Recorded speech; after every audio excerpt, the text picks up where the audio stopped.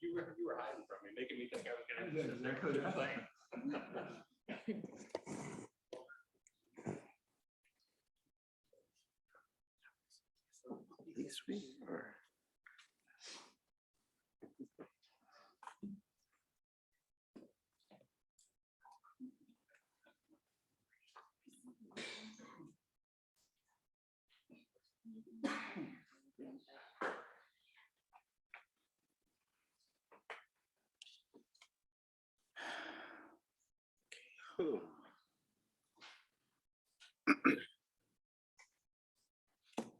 Okay, good afternoon. Welcome. Thank you for joining us.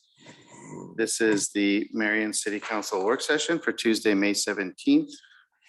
And it's also National Police Week. Happy National Police Week. Thank you to all our police department personnel. And also it's Bike to Work Week. We had a Bike to Work event this morning. All right. On our agenda this evening, first item that's marked is a presentation regarding 2022 summer events. We have Tony and Jessica. Yeah. Come on forward. Good evening. I'm going to introduce both of them. So we have Jessica Carney, who's your event coordinator, and she's under communications, and Tony Ireland, who's our recreation supervisor underneath the parks. And so these two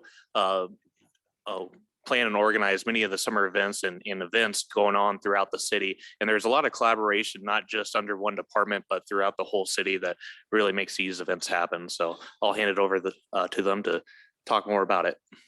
Thanks, Seth. Thank you. Do we have to talk into this? Do you want us to talk? Well, into the this? meetings are recorded, so Okay, yes, please perfect. do. Thank you. So thank you, Council and Mayor, for giving us a chance here just to kind of give you an overview of a preview of what 2022 is going to hold for some special events here in Marion. We did want to start with 2021, just some highlights. Obviously, we were still kind of dealing with COVID, vaccine rollouts and things like that. So it was kind of an interesting year coming out of that, figuring out what we should and shouldn't be doing, how we should be doing the things we did decide to do. So I don't want to spend a lot of time talking through that, but those are kind of some of the highlights. Those are some of kind of our key events that we were still able to have in some capacity last year, from the movie nights, the concerts, the kites, fireworks and fireflies. I'd say all of them in some form or fashion were modified, whether it was reservations or capacity limits. But those just kind of highlight some of the things we were still able to do last year, and some of the things, a notch in our belt, I guess, if you will. So kind of as I mentioned, some of the challenges we dealt with specifically to the COVID stuff, we're not going to go through each one of them, but the biggest thing for us, we were kind of in this weird space where we wanted people to come to the events, but not too many. So the marketing piece of it was kind of interesting, trying to figure out, we wanted them to be big and successful, but not too big. So that was kind of an interesting dynamic to work through. Usually, you plan events and you want, everyone to come out and enjoy them. So like I said, we went through reservation processes for the first couple events that we had. We tried a checkered seating pattern out at Lau Park where we mowed the grass, so it's in 6 feet blocks. And then we did scale back some of the offerings. So we tried to highlight our key ones and hone in on those, if you will. And then the staffing and volunteers, obviously everyone's comfort levels wherever with COVID. So finding people that were comfortable to be still in those crowds, even though most of them were outdoors, was a little bit challenging in itself too. Okay, we wanted to give you a quick peek behind the scenes at the event planning process. We wanted to make a note to don't try to read the details on the next slide. It's really tiny, but I'll explain it in just a second here if we want to flip over. So that's why I said don't try to read it. So one of the best ways I thought to give a quick peek behind the scenes would be to show the staff plan for the fireworks and fireflies event. So this shows where all the staff were supposed to be at any given minute of the event. So that includes part-time park staff, Permar, volunteers, and anyone that was supposed to be having any function at the event. So the interesting thing about event planning is just communicating all this information out, right? So this is a lot of different individuals to communicate with, to know who's supposed to be where, when, and to deal with all the last minute changes that come in and things like that. So we just kind of wanted to give you a quick little behind the scenes peek. And we can go to the next slide. Similar concept here. So on the right, again, you can't really read it, but it shows everything that's supposed to happen at any minute during that event. So just an example is like turning off the trail lights before we launch the fireworks so people can actually see the fireworks. So just every little nitty gritty detail and when it's supposed to happen. I really think something I feel strongly about with event planning is it involves trying to fit a lot of things into your short-term memory. And really the solution for that Tony and myself and lots of event planners use is just to write everything down. We just always have everything written down, detailed plans. That's how we approach really the big and the small events that we work on. And then on the left there, obviously you can see the layout. It's not the prettiest. This is just an internal document that we use. So we wouldn't have put this one out anywhere, but this is how we kind of think through the event from an attendee's perspective. And that's something that's always really important to me with event planning as well, is, we know our parks inside and out.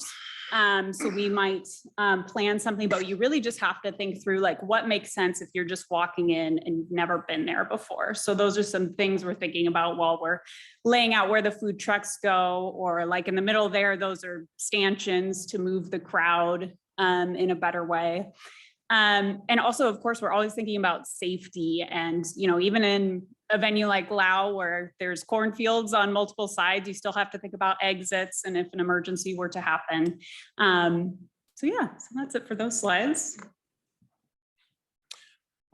Just want to talk a little bit about the funding and how these events come to be. Obviously, they're not free to put on. They're usually, a lot of them are free for people to participate, but there is an expense to put them on. So, and when we talk about these two, Jessica and I are talking about kind of our internal events. Obviously, we know the Arts Festival, Barbecue Rendezvous, some of those external events that we kind of work with too to put those on. But when we're talking about these slides here, this is kind of our internal events that we, from the ground up, are kind of planning from start to finish. So for the parks department, some of the ones that we're in charge of, the kites, the movies, and the music under the movie concerts, we've been receiving hotel motel funding for those since fiscal year 14-15. Obviously, the kites is still a pretty new one, only in our second year. But we do get hotel motel funding for each one of those events there. Just kind of depends on the year, kind of where we end up at with expenses there.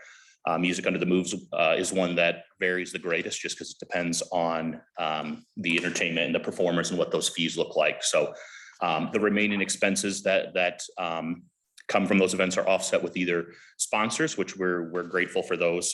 We were able to, I think, secure sponsors for just about all of our internal events this year. And then city budget kind of covers the remaining amount there. Yeah, so Tony mentioned sponsorships. I really enjoyed kind of taking the reign of sponsorships of these special events. We have sponsors for Fireworks and Fireflies, Tiny Fair, Dog Fashion Show, Moonlit Movies, Music Under the Move, pretty much everything. Fireworks is an interesting example because each year we've secured enough sponsorships to almost 100% offset the costs of that event. So I didn't know if everyone was aware of that. So it's a little bit different how we approach sponsorships depending on the event. So for that one, we do a big, broad reach out to hundreds of companies. And then we have a long list of sponsors. For other events, we kind of hand pick companies we think might be interested, like the Dog Fashion Show. We reached out to Apple Creek Kennel, good to go. They wanted to sponsor that event. So we kind of vary our approach. We try to get creative with creating the customized benefits for the different companies. So for example, we offer some things that are of no cost to us, like Facebook shout outs or parking spots, because people love their parking spots at events. So we try to get a little bit creative with that. And then, of course, we always try to have really good follow through with whatever we promise so that people will want to keep sponsoring in the future. And this is just something good to know, too, with connections you might have in town. If you hear rumblings that companies are interested in sponsoring events, obviously, that's something we can help with. And yeah, I think that's it for sponsorships. Yeah, I'll just add, I know one thing we did different this year that Jessica did take the lead on. We did kind of combine our sponsorship offerings into one solicitation or mailing or communication. So that gave businesses the opportunity to kind of look through, because there's different sponsor levels for different events. It was kind of almost like a menu, if you will. They could go through and kind of what fit maybe where they were at with budget or what they were able to support. As opposed to in the past, it was kind of isolated. It's like, hey, let's target these for this event, not knowing where they were at with money and funding that they were able to support. So that was something different we did this year. And I think it's been pretty successful. I mean, we were able to obtain sponsors for what we were looking for those too. So yeah, we tried to keep it more centralized. So whereas before, certain maybe, Parks Department might have reached out to a company and then 2 weeks later, I'd be reaching out to the same company. We tried to fix that. So we wanted to just really have one central contact for sponsorship, so we could be aware of who's already been reached out to and who we're already working with. Now the fun stuff. I'll give you a little preview. If you haven't seen the stuff out there, kind of what's upcoming here. We do have our Great American Kites event coming up this Saturday. It is running the same day as the Arts Fest. We kind of felt it was a good complement to the Arts Fest. They're both long duration events. You can spend a little bit of time at one and then go to the other, or vice versa. So that's this Saturday at Lau Park at the Pee Wee Diamonds. Summit Point Senior Living is sponsoring that one. So if you're in town, have kids, grandkids, whatever, it's usually a good time. There'll be some free activities for kids, face painting, balloon art, giant bubbles, all that good stuff. So if you weren't able to come out last year, it's one of those events. It was kind of our first kickoff event, coming out of COVID. So we did have a kind of a clunky reservation process where we had limited capacity and stuff like that. So this will kind of be our first full-blown year, I guess, if you will, kind of opening the gates to everyone. So we're expecting a big crowd just based on the response that we've gotten on social media and things like that. And then we have our summer our Music Under the Moon concert series. I'm not going to talk about all of them there, but if you're a fan of Elton John, Billy Joel, Jimmy Buffett, or just 90s music in general, those are kind of the highlights for this summer. I personally am excited for the Jimmy Buffett one. I think it's going to be a big beach party out at Lau Park on July 16th. So wear your Hawaiian shirts and bring your leis and come on out and kick back for that one. And then a couple more here. Again, these are kind of the ones that the parks takes the responsibility of. Our Moonlit movie series, that's another one that's been going on now. I think it's summer number 6, I believe, for that. Those are coming up here. Actually, our first one is coming up a week from this Friday out at Lau Park at the amphitheater there. So we got 3 of those. And then ones we're kind of excited for. These are new this year, the Movies on the Move program. We actually have one tonight at Butterfield Park if anyone is looking for something to do on a Tuesday night. We were there setting the screen up this afternoon. So the idea behind those is to kind of break down some of the barriers, make sure we're being equitable with our service offerings, kind of get into those neighborhood parks. Everyone knows that a lot happens at Lau Park, a lot happens at City Square. And for obvious reasons, for us, they have the infrastructure in place to kind of host those events. This kind of breaks down some of those challenges, almost takes the events right to their doorstep and gives them. So we're looking to kind of maybe expand on this. We have some ideas beyond this where we could kind of target some parts of the city that maybe don't see some of the same level of service in terms of program and event offerings. And even more upcoming events. We just finished the city showcase. Most people in this room were there, so I think you already know, but we did have about 700 visitors, I think, to that event. So that was pretty exciting. Partnership with the YMCA for the first time. And we just, this past Saturday, had the first ever citywide garage sale. I don't know if any of you guys got around to the sales, but we had 226, I believe was the final number of households that participated. So there was obviously a big desire for that. So that was good. And then upcoming, we've got the Ron Burgundies at Lau Park on June 26th. Fireworks and Fireflies, of course, back in July this year, which is great. Dueling Pianos has been at Lau Park before, but it's been several years. So we decided to bring them back this year. And then, of course, the dog fashion show will come back to the Uptown Artway. If you go to the next slide, we've got additional Artway events. We had pop-up acts in the Artway last year. We just expanded it this year. We've got 9 dates and might add a couple more. We'll see how it goes. Yeah, I think that's it for those events. Oh, okay, yeah, we're gonna talk about this. So this picture doesn't look particularly exciting. This is just a calendar, but we wanted to talk a little bit about some of the other projects that we have going on. So every month, Tony and myself and quite a large group of the event planners in the corridor have a meeting. And we talk about challenges, we talk about upcoming events. We talked a lot during COVID about protocols and how various groups were handling things. And we also have a shared calendar. So we actually can see kind of what's going on in the corridor. It wouldn't necessarily stop us from planning an event just because something else is going on, but it's very helpful to know that. It's not always perfect. You usually have to, we send periodic reminders and then we'll get a big influx of events added to there, but kind of a work in progress. But I think that's kind of a neat thing. And I didn't know if everyone was aware that we do meet with lots of different corridor event planners from lots of different nonprofits, for-profits, a whole mix of different folks. So that's kind of a cool thing. Another upcoming project we have, I'm working on putting together an event committee. We did have a committee before that primarily focused on the fireworks event, but we kind of stepped back this year and said, why don't we have a year-round committee that can bring ideas for events, that could be a volunteer pool for events. So I'm working on putting that together now. I have about 12 interested people, and I think we'll meet next month for the first time. So that's kind of exciting. And then winter events, I just kind of wanted to mention, this is something ongoing that we're working on. We want to be more creative with winter events. Obviously summer events are a little bit easier because we have Loud Park and you can put music out there on a beautiful summer night, and that's relatively easy. But winter events is sort of an area for growth where we could get a little bit more creative. We've tried a few different things and we just want to keep working on that. And then these are just some of the things that are in the works or are in the back of our minds that we're working on. So the increased programming is always going to be something of ours and Jessica's to figure out what's new, what's hip, what's happening, figuring out new events that can come to our spaces. So one of the big things is we talk about a lot of our events are internal in terms of we plan them from the ground up.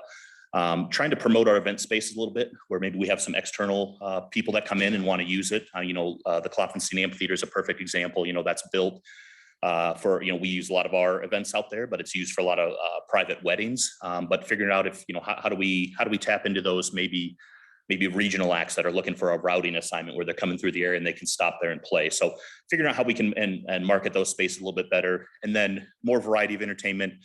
That's basically just beyond the movies and music. I mean, that's the easy thing, the low hanging fruit, if you will, to just kind of plug and play there. That's what, that's what makes sense. But figuring out what else is out there from theatrical acts or cultural acts that we can bring in, that's something a little bit different for the community.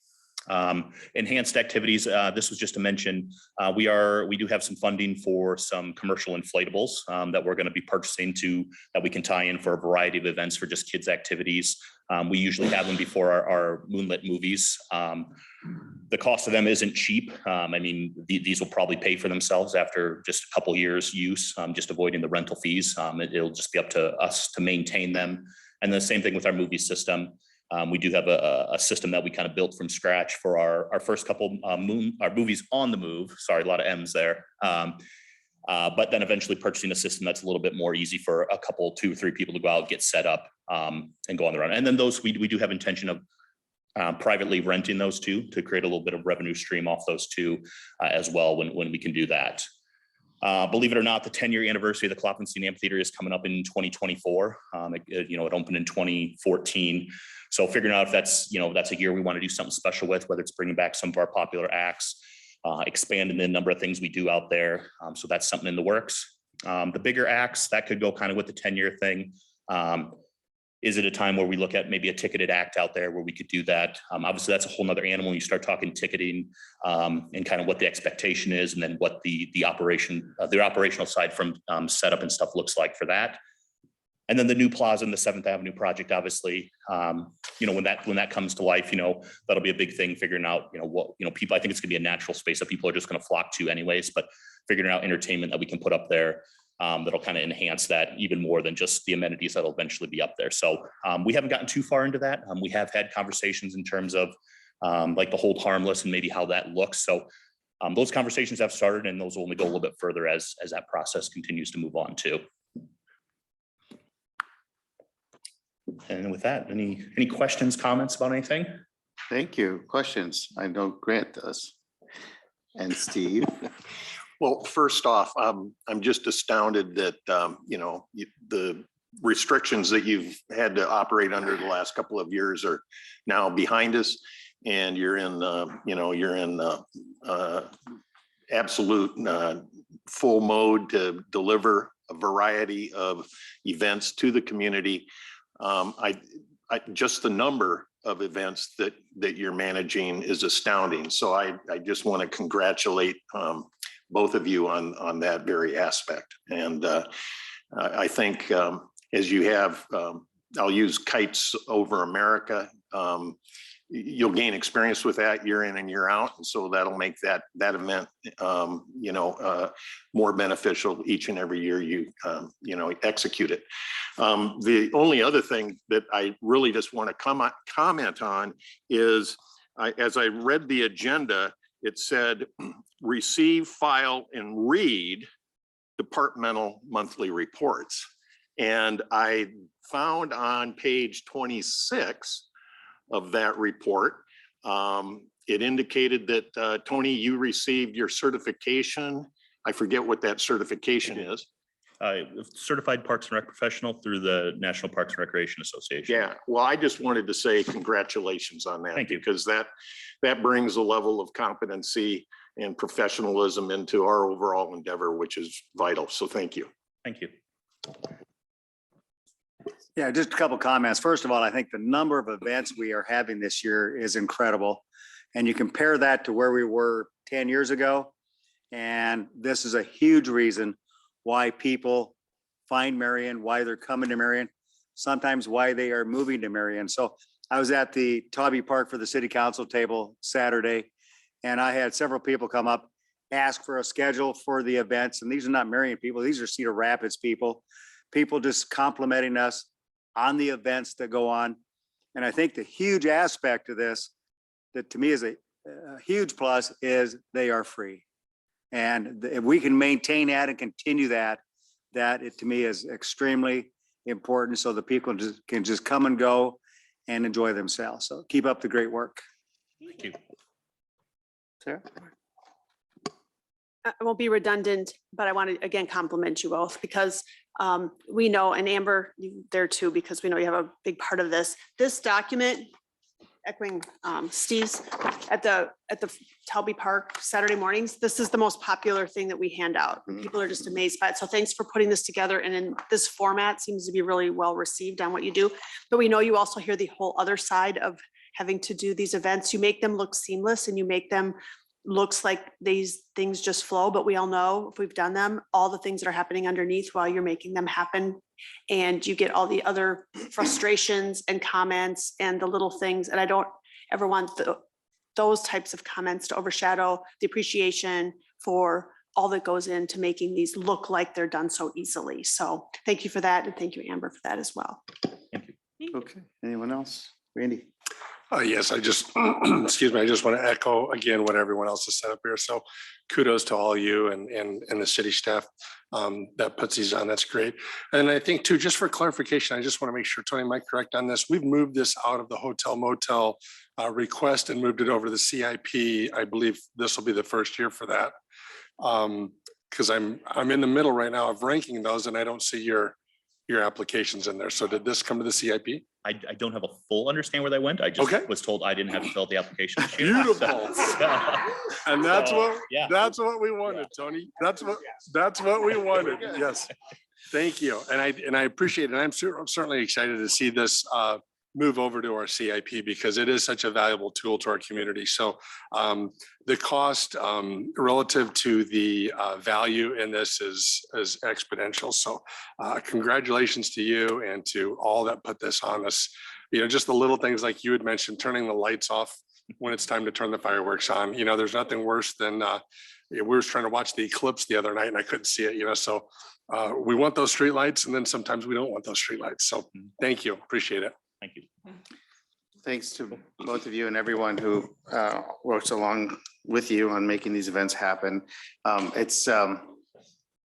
mean, Marion's earned a reputation for having a great quality of life. And as Steve said, that's why people are coming here. We can't discount the role of these community events in that. I know great community, great city services are a big part of it, economic development and providing the opportunities for services and whatnot. But this is such a big part of the positive public sentiment that's generated And congratulations on everything you're doing, and thank you for your role in making Marion look good and helping us serve the residents of Marion.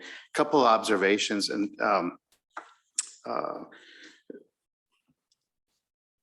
for the Law Park stage, I know we have a lot of music events, but I don't know if we consider at some point doing more like theater, dance, different kinds of entertainment, that draw different kinds of crowds. And then for the Artway, I know we went to the Artway on Saturday night, maybe around 8 or 8:30. I know we saw Colette there with her friend, and I couldn't help but think like the pop-up art acts in the Artway, like maybe we can go a little later, because I know like last summer we were a little early. Oh, yeah, in they the actually evening. are an hour later this year. Yeah. So I was hoping that'll help. So sitting there, in the alley, I couldn't help but think that could be nice if there was music on this stage right now, a little bit later than normal. So good, glad that that's in the works. And again, thank you for everything. Thanks for the presentation. Great. Of course. Thank you. Thank you.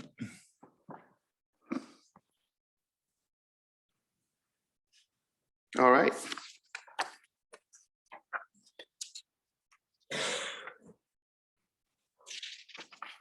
So there's nothing marked on the agenda through E34, which is on page 6.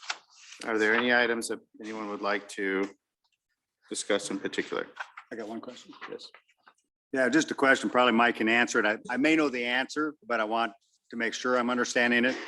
So on E19 and E20, Pearson Wall, E19 goes from change order 13 for Pearson Wall. E20 is change order 15 for Pearson Wall. I'm assuming change order 14 is just a no dollar change order. Am I correct in interpreting that?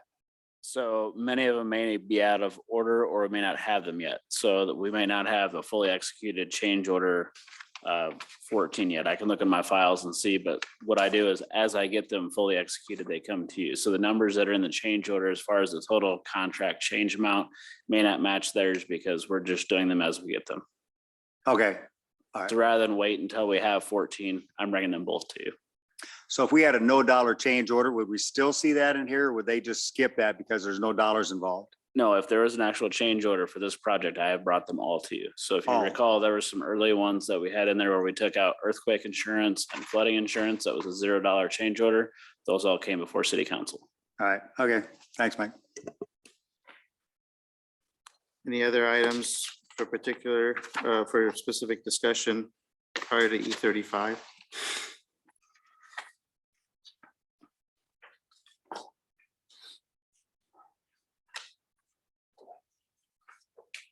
Okay, then we'll move on to E35. I'll have the Mayor Pro Tem handle this one. Go ahead. So just wanted to present the Marion Municipal Airport Committee met and basically we're doing the same application that was done last year. So the picture on the left side on the PDF shows the power lines that are going along 151. The symbols on the right show what PAPI lights are, or President Approach Path Indicator lights. So basically, if you're coming in too high, you don't see any lights. If you're coming in too low, you see 4 lights. And if you're on target, then you see half the lights. And so it's just another way, similar to your GPS navigation in your phone. It's a way for the flights to understand how they're coming in, if they're coming in at the right approach. So those are the 2 applications. In your packet was the actual application we sent in last year. Jane DaCosta with Anderson Bogert is in the process of updating that application to reflect the current inflation that we're seeing. And so those numbers will be revised and then we will submit that to the DOT for an application. Last year, we were not awarded any money for either project. Any questions, comments? Yes, sir. Yeah, Mike, when is that submittal due to DOT? I believe it's the 26th of this month. Okay, and then will we see that updated information this week or? As soon as Jane has it, when I send it to Shane Wicks with the DOT Aviation, I can CC City Council if you'd like to see it. Okay, thank you. All right, thank you. Back to the mayor. Thank you. All right, F1, F2, and G1 are not marked. Any questions on those?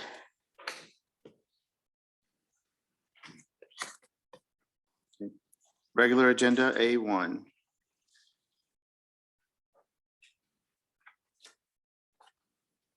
that right? This is the housing tax instead of credit. So this is just supporting for the Broad and Main project. So we have to submit this letter of support, this resolution of support in order for them to qualify. For the second building. That's correct. So no other obligations on behalf of the city except on the part of the city except supporting the tax credit. That's application. correct. Everything's incorporated into the development agreement already. Any questions? Thank you. Okay, A2, any questions on that?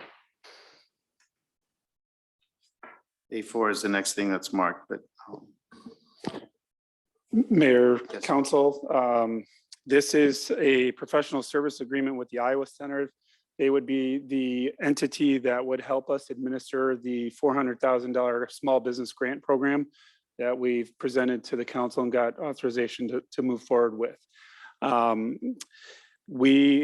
execution, we would work with our partners at the chamber to identify the timeline.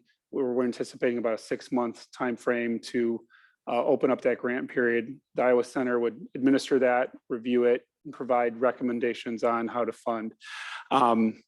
Working with our partners at the chamber, there's another, if you recall, there's a component of this program that would require any grant recipient to receive business counseling as well. And so business counseling, business planning. So our partners at the chamber have reached out to 2 entities to help us fulfill that component. So if this is approved, those contracts will come before the council at the next round of council meetings. And those would all come out of the ARPA dollars. okay, is that clear? Questions? And this, sorry, really quick, this falls under that category, the impacted businesses, impacted industries that we did as part of our community survey. Questions? Your Honor. Yes, go ahead. I really like the idea that we're having a group with expertise manage all of this for us. We could attempt to do it and probably have that interfere with a lot of other mission critical work. So reallocating this to somebody with expertise just makes a lot of sense. I started looking at some of the provisions that are around the grants. And one thing that struck me, it was business qualifications and criteria. It said business must have between 1 and 10 FTEs. So what do we, is that a hard limit? What if we have a firm that has 11 or 12 FTEs and they could really benefit from this kind of funding? Is that our selection criteria, or is that mandated through ARPA? This was something that was put together by the chamber, suggested to the chamber about those industries within our community that when you talk about the small businesses that were impacted as they were going through, those were the kind of the employee roster that they see. If it goes to 11, I mean, we have the ability to flex that a little bit and not dismiss them completely. I do, in speaking with Jill yesterday, I know that they've already been out there talking to their membership about this coming down the pike if it's approved. The business center would evaluate, provide us with the data. So if they identified that, hey, a company with 11 FTEs applied, that would be notified as a mark. We would have the ability to provide it to the council as a recommendation. It doesn't meet the criteria that we put in place. So we have that flexibility. All right, good, thanks. Where does the 50,000 come from? The ARPA dollars. It's part of our overall allocation. And so, I mean, the total program is 400,000? The overall, it's 450,000 is what the presentation was. And then we're allocating the $400,000 in terms of grants. And then of that 400, that includes the grants to the small businesses along with the cost for I think it's 5 hours of counseling for the businesses. Okay. And the counseling comes from whom? We don't have to answer. It's Mr. Swenson, who used Oh, to yeah, work yeah. with. Okay, yes, the small business development. Center. Correct. Okay. All right. We would have brought those together. Jill was working on getting their applications and she was able to get those after the time that the packet was put together. So we have some time to bring it back next round. Yeah. The names are Scott Swenson and Julie Lammers. And I'm not the expert in this, but I mean, I assume that $50,000 for $400,000 total of grant. I mean, that's reasonable. That's Yes. okay. Yes. Just want somebody to say that. Okay. Anyone else? Go ahead. Ryan, you might have mentioned this, and I'm sorry, I was trying to track this, but is there a fee for this service? And if so, where's that paid out of? The 50,000 is the fee. I And know, that is I'm being sorry, it'd be the fee for services for the entity managing it.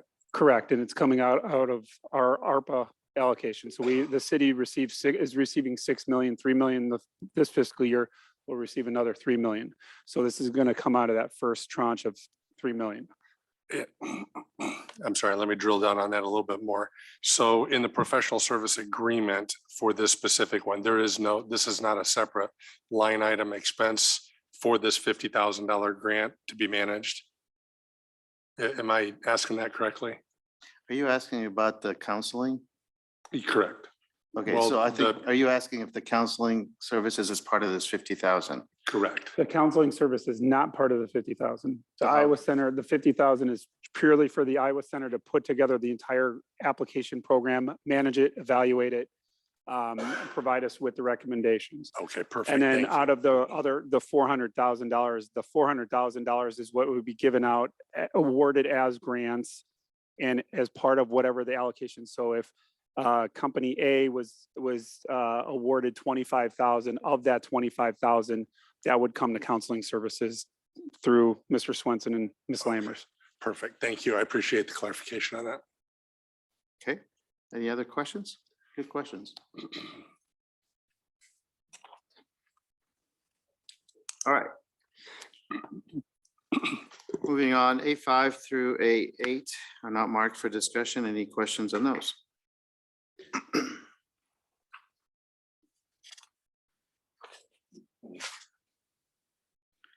Okay, B1. Yes, Your Honor. Thank you. And so this is the first reading of the proposed ordinance to increase sanitary sewer fees for fiscal year 23. We've had some lengthy discussion about this. So staff is recommending to increase the variable rate from $4.60 to $6. This is mainly due to the increased fees realized by the Cedar Rapids wastewater treatment plant. So for an average user of 600 cubic feet, they will realize about an $8.40 increase per month per dwelling. So however, staff is recommending moving forward with this fee increase. Questions? Okay. B2.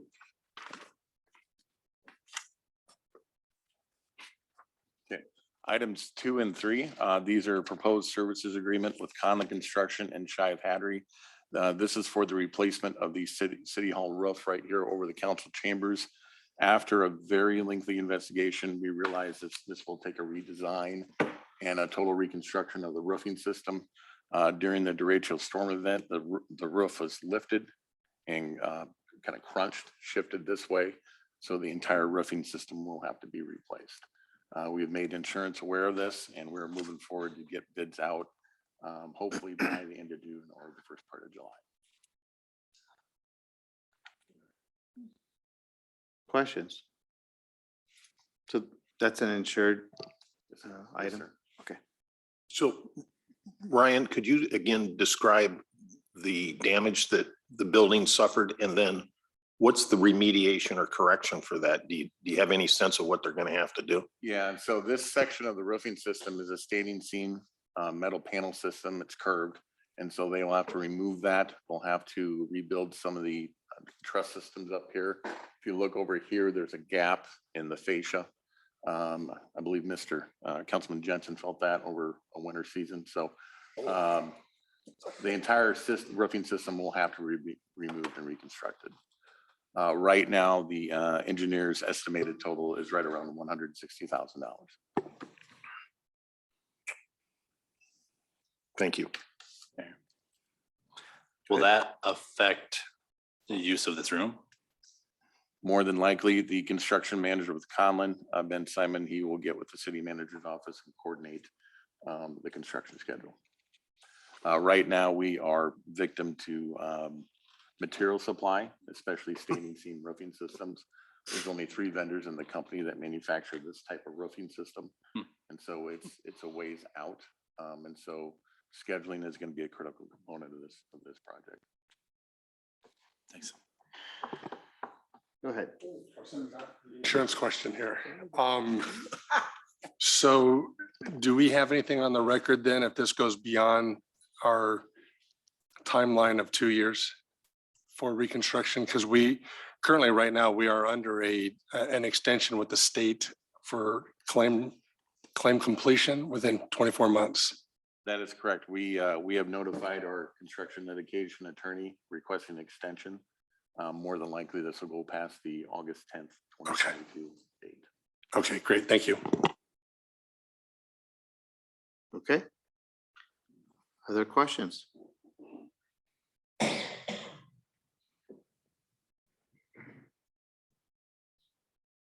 Any questions regarding the professional services agreements? Okay. All right. Then B4. Before, this will be the public hearing for the roof replacement at the existing public services facility.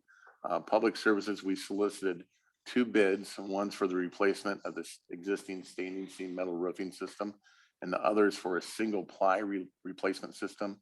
It's more like an overlay over the existing roof. Altogether, we received 8 bids. Polyvinyl roofing from Mount Vernon, Iowa is a low bid at $436,172. Staff is going, and our construction manager is recommending going that way for the roof replacement package. The reason being is that we can get materials very quickly to do this. That type of roofing system does have a 20 to 30-year warranty for that roof. And then we're looking at 0 interruptions with operations going that way. Essentially, they will not have to take the roof, the existing roofing system off. They'll go over it, insulate it, and then weld it in place. So staff is recommending moving forward with a little bit of polyvinyl roofing. Questions? So what determines whether it's 20 or 30 years on the? It's basically whether or not the city, so this bid will get us a 20-year warranty. If we want to get a 30-year warranty, there is a cost We just increase, but we are pay more recommending- for the we're additional recommending coverage. The 20-year warranty, correct. Questions?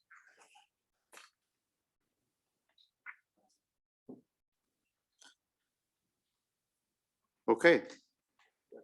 And then B5 is the resolution approving and awarding the bid. Okay.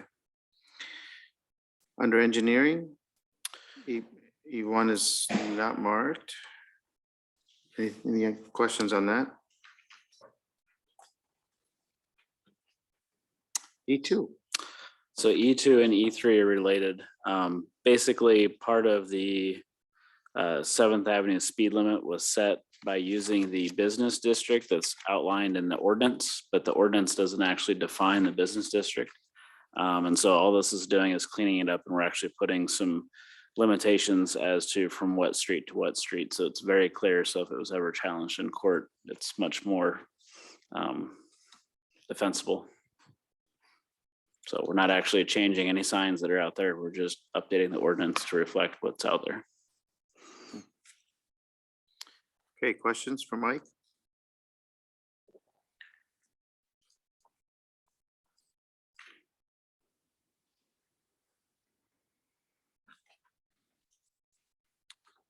Okay, thanks, Mike. Under community development, F1. Yes, I really wasn't, I just wanted to highlight the fact that at the last meeting, there was a conversation about possibly suspending the rules and moving to approval after the second consideration. But on Thursday, we're gonna, I think there's gonna be a couple folks not here that's not gonna permit us to do that. So I just highlighted them because usually what we do is a next motion to suspend the rules and move that forward. So other than that, I didn't have any update on F1 or F4. I just wanted to highlight that. I don't know if there are any questions specific Questions to for that Tom? ordinance.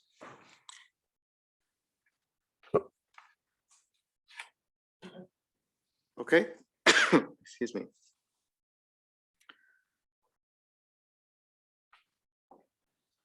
All right,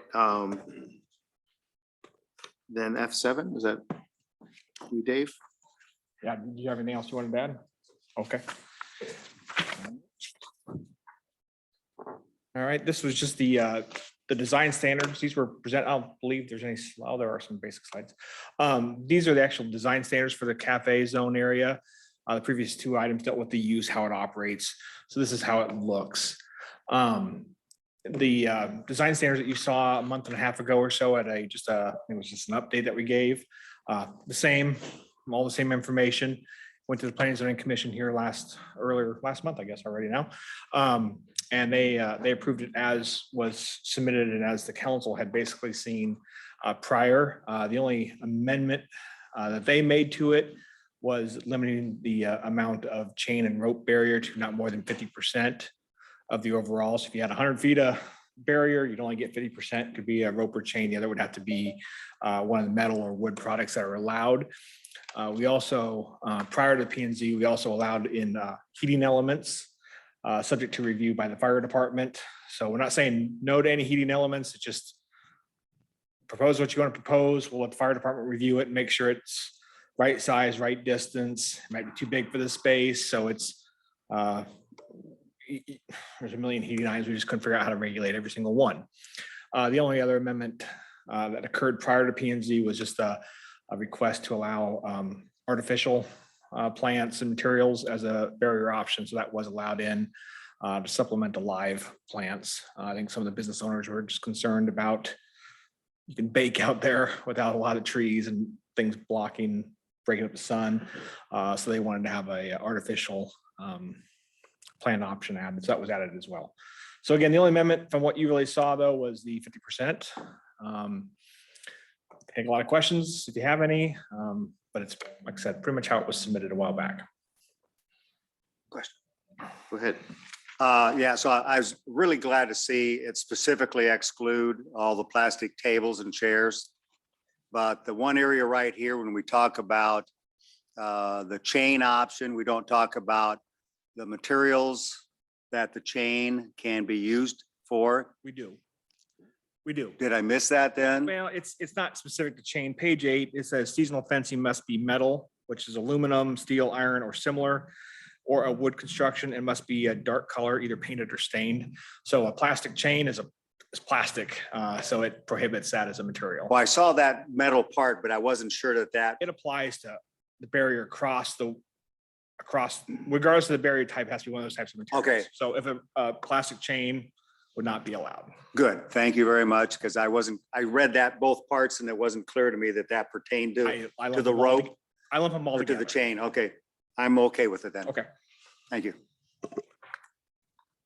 Other questions? Go ahead. Clarify, I'm sorry, I was trying to track you, but subject to 50%, so we went from 100% to 50% Yes. allowing.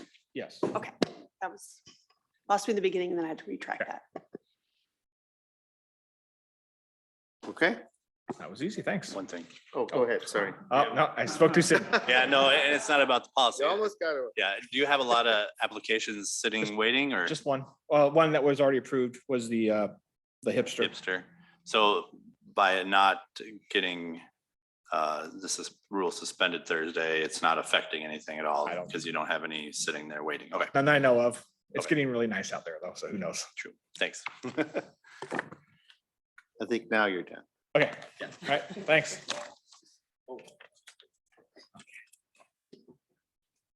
All right. F8 is not marked. This is a second consideration. Any questions on that? Okay, we'll move on to F9.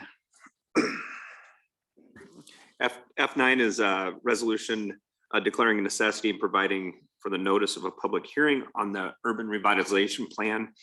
This is for the property of that consists of the Marion Boulevard's apartments. If you'll recall, and I think I included in the packet, there was a 10-year tax abatement provided to that to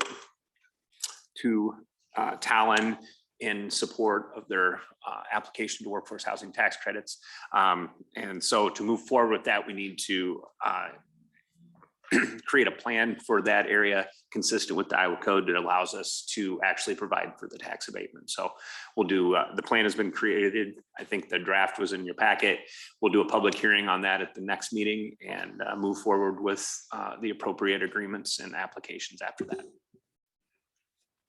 Okay, is that clear? Okay, next item. So the next two items, I think. I will take this one, Your Honor. Thank you. And Tom can jump in and support if I need it. The state recently announced a massive grant program called Destination Iowa. There's different buckets within this program. We have been working internally and with our partners, both here in the community, but also throughout the region on trying to identify programs or projects that we could apply for. And in speaking with, we spoke with Cedar Rapids. Mayor and I actually had a conversation with Mayor O'Donnell and their city manager at breakfast to see if there's a way we can collaborate an application process. They have, they're doing something with a park with the museum and the Seymour Trail. And we had asked if this would make sense. We had conversations with their team, which led us to have conversations with Lynn County Conservation Board. And then we were talking with our partners at the chamber. And what we'd like to do is apply for really two projects, but how it ties in for outdoor recreation. And that is the Plaza project, as well as the phase 5 of the extension of the Seymour Trail. So what we would do is, as part of our application process, the thought is Cedar Rapids is committed to referencing Lynn County's project, which is a trail, and then referencing our project, which would the trail connecting to the plaza. And then Lynn County is going to reference Cedar Rapids project, our project, and then we would reference these other partner projects. The reason that's important is because the feedback that we've heard from the state as we've been researching this opportunity is that they want to see regional collaboration. So this is an opportunity for that. So what we did was we reached out to some consultants to assist us. There is some detailed analysis that needs to be done as part of the grant application, and there's a quick turnaround that we are looking for. So we sought the assistance of RDG. RDG has been very instrumental and involved in our Plaza project. So that's one. And then WSP is actually the consultant that was assisting Cedar Rapids as part of their grant application. So we thought it would be wise to try to tap in some of the same expertise that our partners are using in the grant application. As part of this, they have to come up with, and this is where I might need some assistance from Tom or Mike, they have to come up with kind of a formula of estimated economic impact. And so that work has been done as part of Cedar Rapids application by WSP. So what we asked them for quotes, and on your agenda right now, it's TBD. TBD. We received those quotes within the last couple days. And I believe WSP is about 6,600. Tom, is that?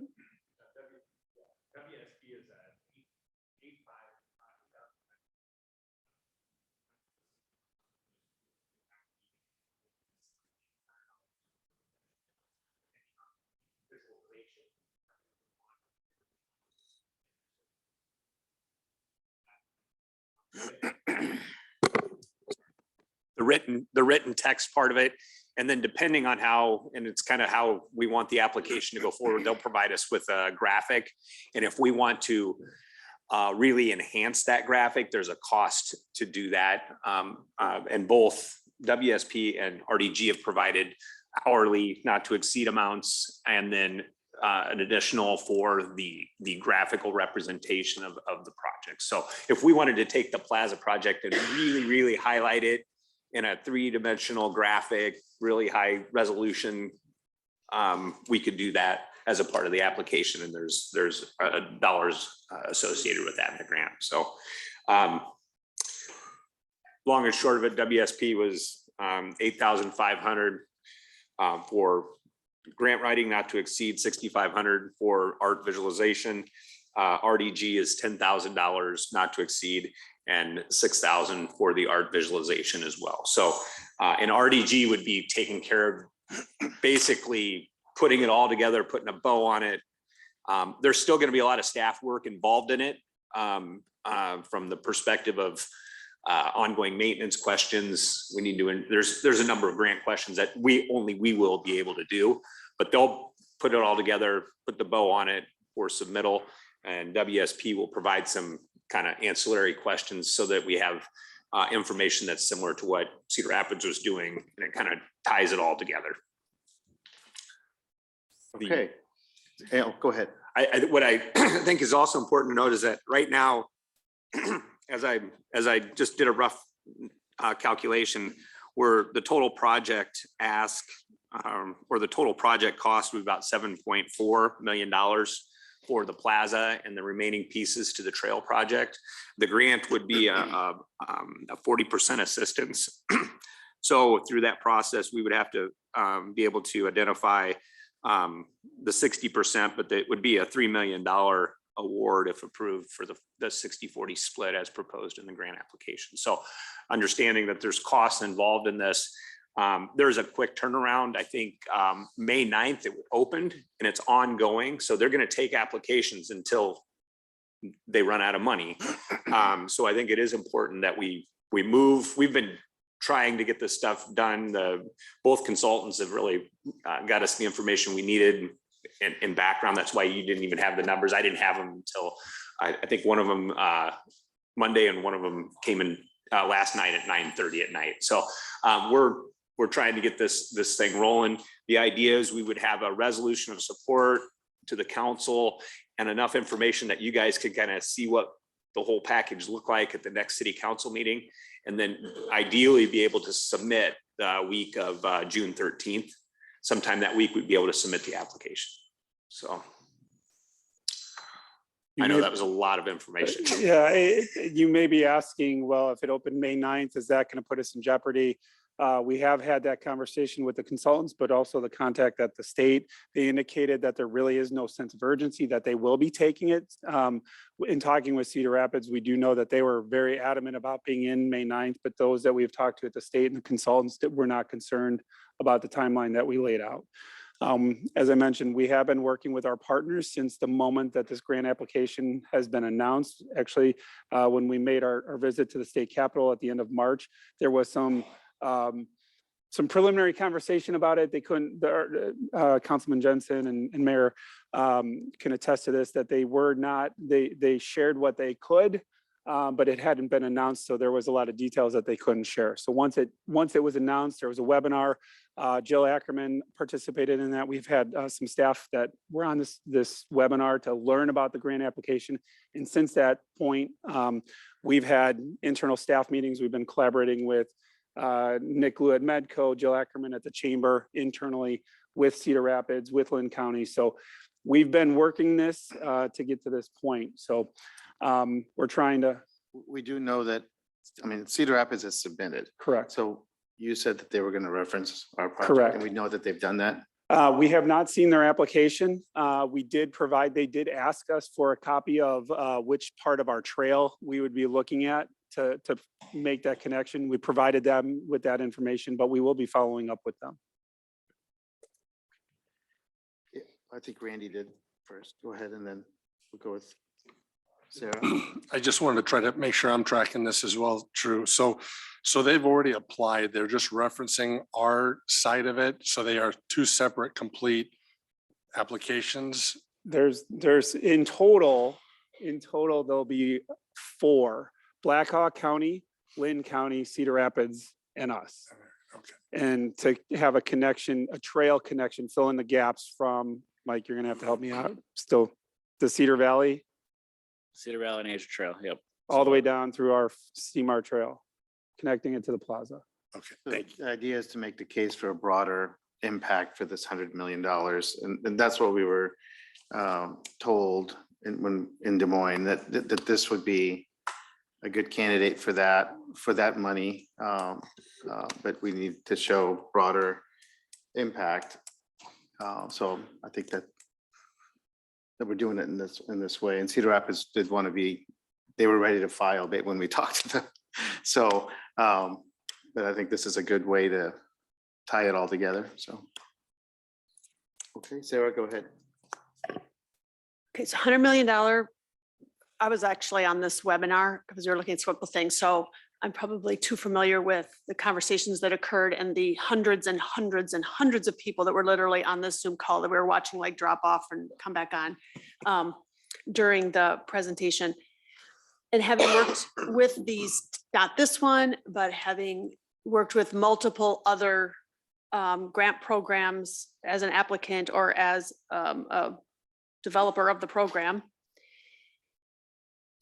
I just have a couple questions. So we're asking for how much for this?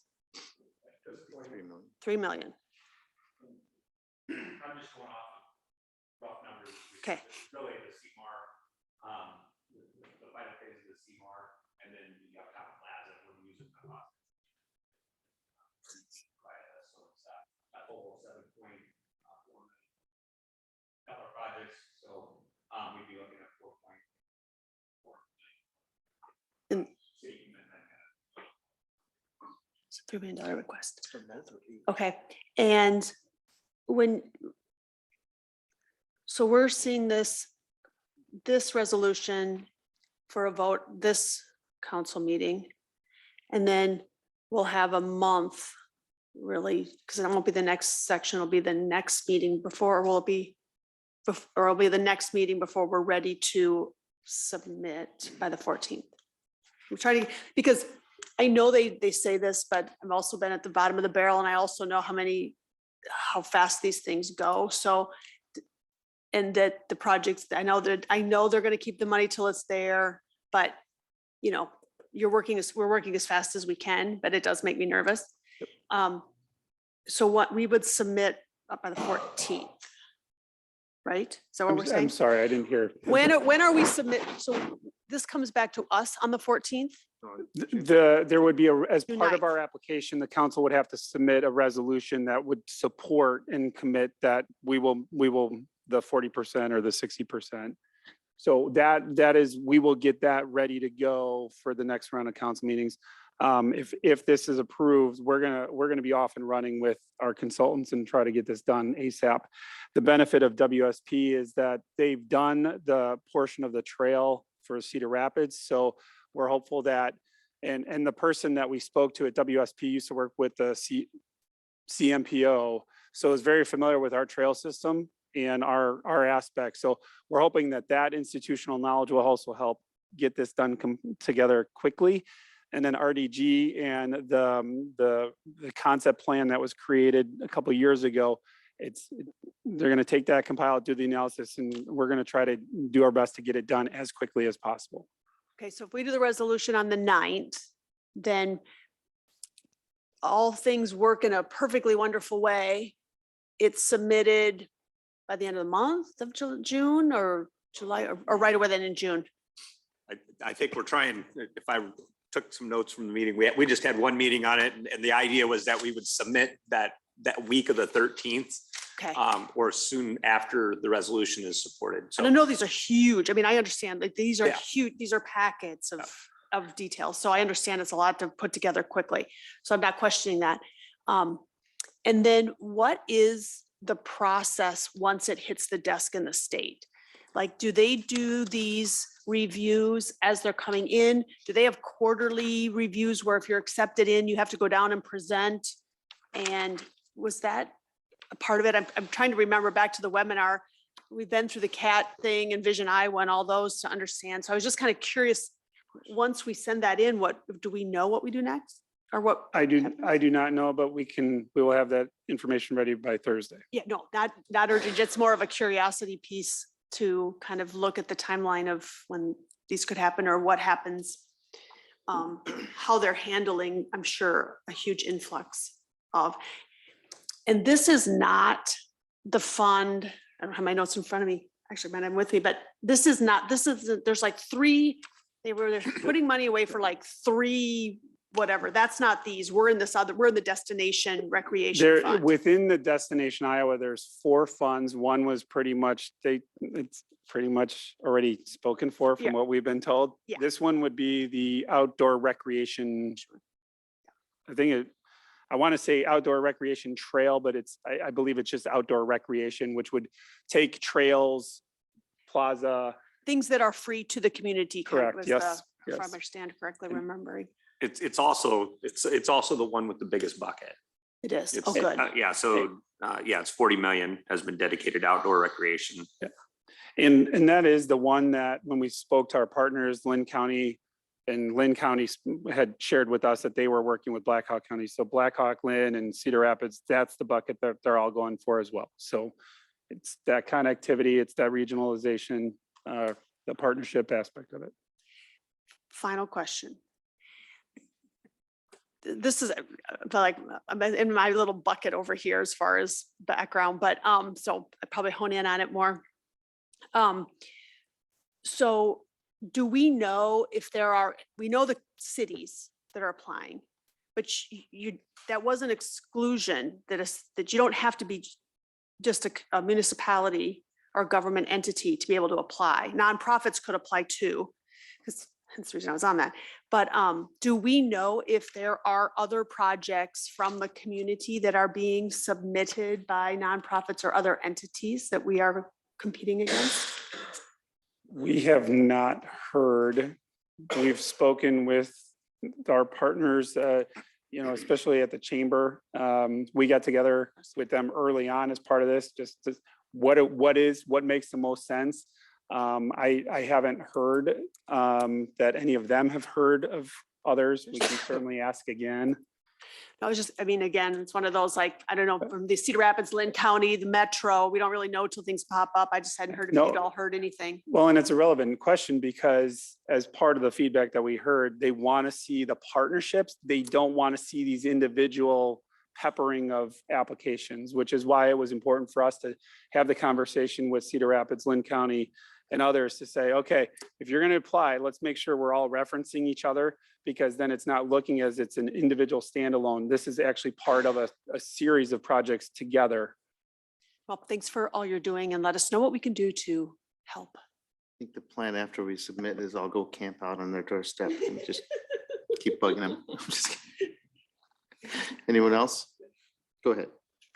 So Tom, just as I've read the council memo and listened to your prior comments. So the project funding, 40% of a project can be funded at a maximum from the grant. So that means at a local level, we have to be prepared to submit 60 or cover 60. So for the 2 projects, the Plaza project and whatever else we're going to want to get on Seymour Trail, what are the individual values of those remaining projects? So what's the value of Plaza project? What's the value of Seymour Trail? So the CMAR is about 2 million remaining. And then the Plaza project, the cost estimate is 5.4 million. million. Okay. And part of that, just so you're aware, part 5 of CMAR is partially funded by CMPO TAP funds as well. So that counts, even though they're separate funding buckets, we get to double count. Okay. So just on that point though, the work to be expended on CMAR Trail is 2 million and it will have multiple funding sources. Correct. Okay. Thanks. Anyone else?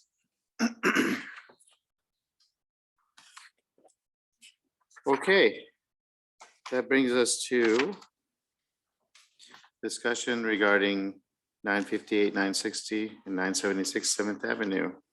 And 710 10th Street. Terrell, if you can go one more slide.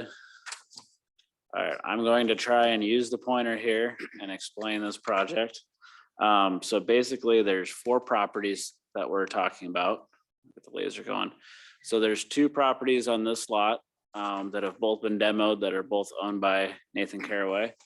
And then we have the building that's in white here. So on the main floor is the School of Rock, and in the basement is School Rock. The upper floor is a separate horizontal condo unit that Matt lives in. And so those are the 4 buildings that we're talking about when we talk about this issue.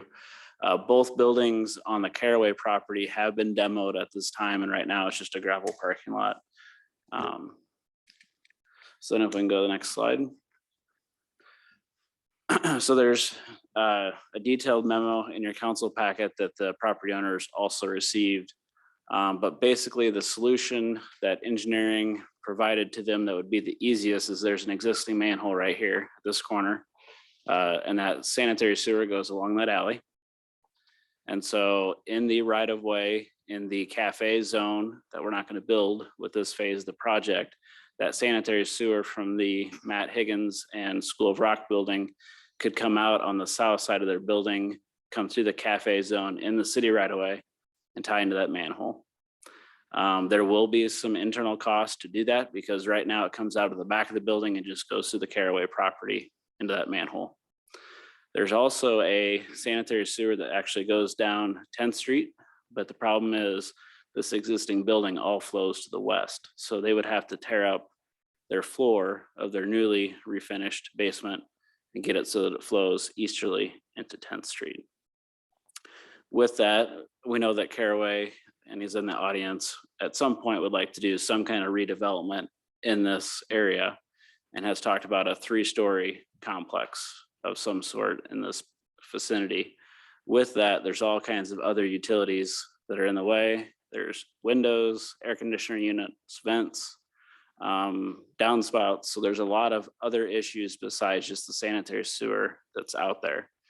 In addition, the Caraway building, when they did exist, they actually, if you walk up to this building today, you can actually see where the sanitary sewer from this building actually went into the School of Rock building and then back into the Caraway building into the sanitary sewer. So it's a complex system. It's part of Old Town. There's a solution that we feel is fair, that we've even volunteered to pay a portion of it so that they're getting the same thing that all the other properties in the Uptown as part of the Central Corridor project are getting. So we are looking for direction from City Council. You had a receive and file 2 letters at the last meeting where the property owners were asking for help. We feel we've extended that unless the City Council wants us to do more than that. So it's a, oh, go ahead. Well, just if I can, Mayor, thank you, Mike. Just this was an item that was brought up under business from the public, the last council meeting. During that presentation, the business owner, property owner had talked about perhaps we can bring something out to 7th Street. 7th Avenue, sorry, my eyes are bad and I'm still learning geography. Mike, am I saying that accurately? Yeah, so there currently is no sanitary sewer on Seventh Avenue. So that utility, that's not an option because there is no utility in that roadway.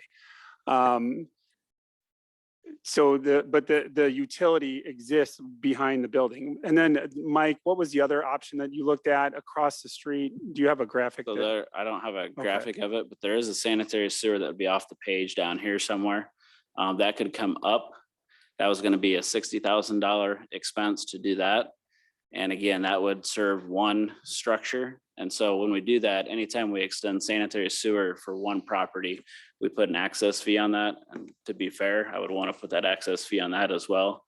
If the property owner doesn't want to replumb things, I think there'd just be a better option than spending $60,000 to run a service for one property when there's service right there. So, but it's cost sharing. It's not a total city expense. The way, I mean, we're gonna share in the cost. That's what we have proposed. So With- in the council packet, you can. Right, see I'm bringing it out Yes, for that- discussion. Yes, that's Yeah. correct. So the green is the recommended solution. The 60,000 doesn't make sense. It's Correct. basically cost prohibitive to serve one. There is no utility within that roadway, Seventh Ave. Engineering is recommending this in the cafe zone. It is a little bit larger than, Mike, can you explain what we've done within the business district with the others so- and the length and? So let's imagine that we're farther down the block or even here. Let's say that their sewer actually came out the east side like it probably should have, but it doesn't. We are actually paying for, I think it's 40 or 50 feet of new sanitary sewer because we don't want that new sanitary service to collapse under our brand new street that we're installing. So for all the buildings from the main that's down the center of the street, we've actually installed a new sanitary sewer to the face of the building and tied in the existing building so that we know that it's solid. Obviously, we don't want Orangeburg in our right of way that's going to collapse later. So we've actually gone through and we've done that. And that's why we're doing a cost share here that we proposed is saying that we will run the same amount of distance that we've ran for all the other businesses. So they're getting that same benefit. We're not treating them more or less. We're treating them equal as everyone else. So it's one clean out and that 40 or 50 feet of pipe, and then they would have to pay that remaining portion. So we So- feel we're being fair and equitable. Treating this, using the existing utility, treating it the same as we've treated all the other properties within the district. Okay. Is that it for you guys? Randy, go ahead. Okay. Will does, yeah. So what is the cost of that? So the cost of this, if it was completely on the homeowner, it would be $15,000. That does not include what they have to do internal plumbing to get it so that it, instead of coming out the west side, it comes out the south side. That's just the outside the building cost. So it's $15,000. There's a breakdown in the council packet. The city cost portion would be $6,682, and then the remaining net building owner portion would be $8,244. Good. Okay. Any questions? I think it sounds fair to me. But any other questions? Okay, thank you. That brings us to the end of the meeting and the closed session. Your Honor, Oh. if I could really quick, there is an item that we are planning to add for Thursday that is not on the agenda. I did receive a proposal from PDCM, who is currently our partner on the benefits side, on the general insurance side, that I would like to bring forth to City Council. I apologize for the short notice, but we finally connected just yesterday. This would allow PDCM to negotiate on our behalf with ICAP and IMWCA. We would still plan to do an RFP for next year for our insurance broker services. And my plan, I'm sure you guys will have a bunch of questions. So my plan is to send an email to you this evening that you can go ahead and ask questions, then we'll include the same information in the council packet. We obviously can't discuss it tonight because it wasn't on the city council agenda, but the information that I will share in the email will hopefully answer a lot of the questions that I'm sure are coming up in your mind right now. Thanks for that. Okay, Your Honor, I make a motion to adjourn to closed session regarding personnel matters and litigation as permitted under section 21.51I and section 21.51C of the Code of Iowa, two separate measures. Second. Okay, it's been moved by Council Member Menzer, seconded by the Mayor Pro Tem to adjourn to closed session regarding personnel matters and litigation as permitted under section 21.51I and 21.51C of the Code of Iowa. All right, may we have the legal counsel statement, please? Thank you, Your Honor. I have reviewed the proposed subject matter for the closed sessions and find the same to be appropriate under Iowa Code Section 21.51I and 21.51C. Thank you. Any discussion before we vote? Roll call, please. Mr. Harper, Yes. Mr. Jensen, Yes. Ms. Atkins, Yes. Mayor Abu Osley. Yes. Mr. Brandt, Yes. Ms. Menzer, Yes. Mr. Sterned. Yes. Thank you. We're adjourned to closed session.